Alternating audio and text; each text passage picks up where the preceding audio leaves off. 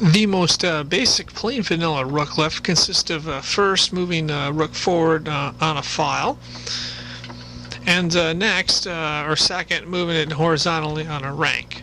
That's the plain vanilla basic rook left. It can be more complicated strategically when we add pieces to it. Basically, what we're trying to do is take the rook and move it.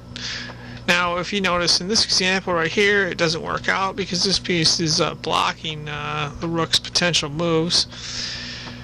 So another option for rook left is to take one of these pawns and or whatever other pieces you have and try to set up your defense so that your opponent can't take the pieces and get in your way. So okay, we do this with the rook, and now the rook is the black rook is tied down to the d6 square there, and the white rook has these options over here.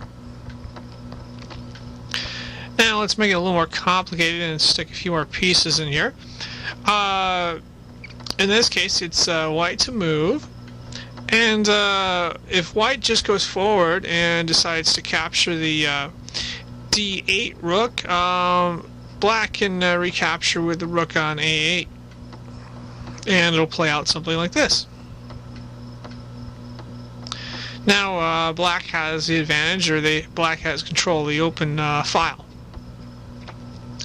One way white can neutralize this is to use a rook left, where it takes the rook on d1 and uses these two pawns right here. It doesn't have to be two pawns, it can be one pawn, but it uses like a pawn or something else to defend it, and that's what we call a rook left. So it'll go up to the d5 square. Now it's black's turn to move, and black is in a little bit of a predicament. If black captures the d5 rook, that presents a problem. If black just makes a simple move like this, white can capture, or white can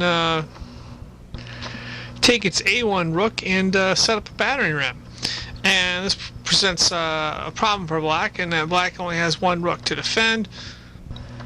And if black decides to capture that d5 rook, white has a number of options. White can simply take the rook with d1, or it can take one of the pawns on c4 or e4, and it sets up a passed pawn, or potential passed pawn, with the rook on d1 defending that. Now, a rook lift can also be used to neutralize an advantage your opponent has, providing you're not overloaded. In this example right here, there's not an overload. Now it's white's turn to move, and black has just doubled up, so they've set up a battering ram, and white would like to offset that. So white can take the rook on d1 and use these two pawns for a rook lift. So it moves the rook right there. Now it's black's turn. If black were to attack that, white can just simply take one of these two pawns and move forward to the d5 square. And that way they neutralize an advantage that black had in this situation. And those are some basic examples of how rook lifts work. Obviously, the more pieces you get and more complicated it gets in certain game situations. But that should give us a brief overview of how it works. Thank you for watching.